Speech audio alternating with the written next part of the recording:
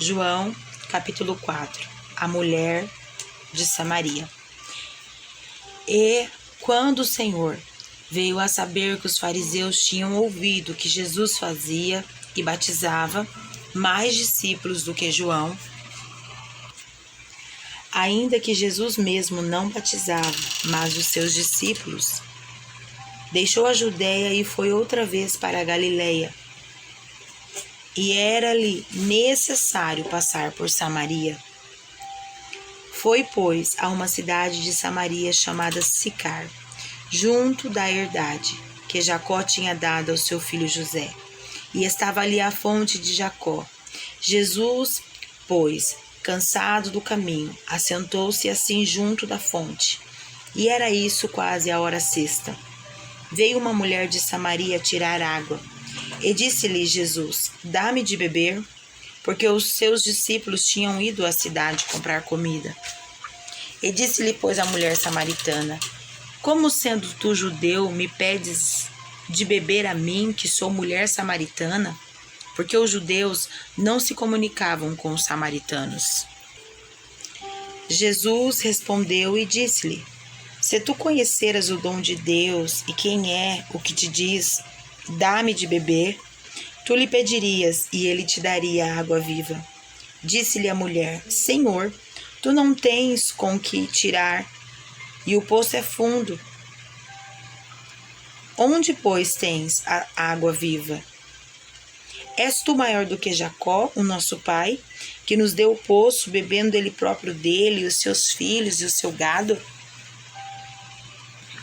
Jesus respondeu e disse: qualquer que beber dessa água tornará a ter sede, mas aquele que beber da água que eu lhe der nunca mais terá sede, porque a água que eu lhe der se fará nele uma fonte de água a jorrar para a vida eterna.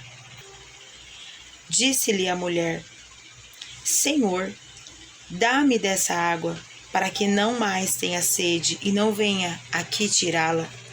Disse-lhe Jesus: vai, chama o teu marido e vem cá.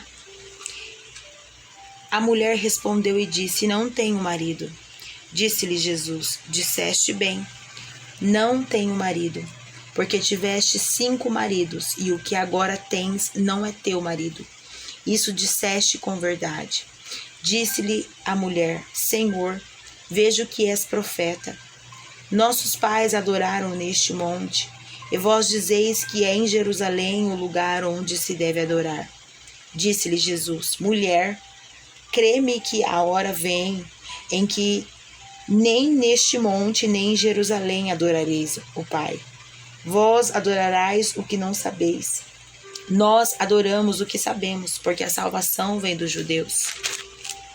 Mas a hora vem, e agora é, em que os verdadeiros adoradores adorarão ao Pai em espírito e em verdade, porque o Pai procura a tais que assim o adorem.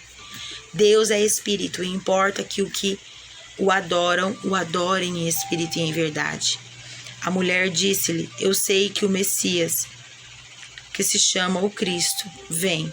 Quando ele vier, nos anunciará tudo. Jesus disse-lhe: eu sou eu que falo contigo. E nisso vieram seus discípulos e maravilharam-se de que este estivesse falando com uma mulher. Todavia nenhum lhe disse: que perguntas?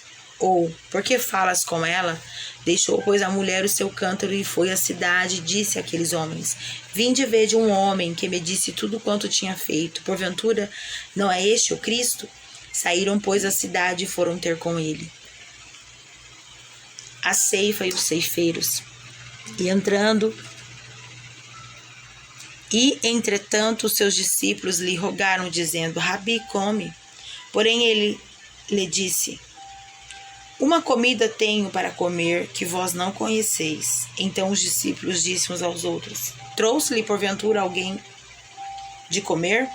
Jesus disse-lhes: a minha comida é fazer a vontade daquele que me enviou a realizar a sua obra. Não dizeis vós que ainda há 4 meses até que venha a ceifa? Eis que eu vos digo: levantai os vossos olhos e vede as terras, que já estão brancas para a ceifa. E o que ceifa recebe galardão e ajunta fruto para a vida eterna, para que assim o que semeia como o que ceifa, ambos se regozijem. Porque nisso é verdadeiro o ditado: um é o que semeia e o outro é o que ceifa. Eu vos enviei a ceifar onde vós não trabalhastes. Outros trabalham e vós entraste no seu trabalho. E muitos dos samaritanos daquela cidade creram nele, pela palavra da mulher que testificou, e disse-me tudo quanto tenho feito. Indo, pois, ter com ele os samaritanos, rogaram-lhe que ficasse com eles. E ficou ali 2 dias, e muitos mais creram nele, por causa da sua palavra. E diziam à mulher: já não é pelo que disseste que nós cremos, porque nós mesmos o temos ouvido e sabemos que este é verdadeiramente o Cristo, Salvador do mundo.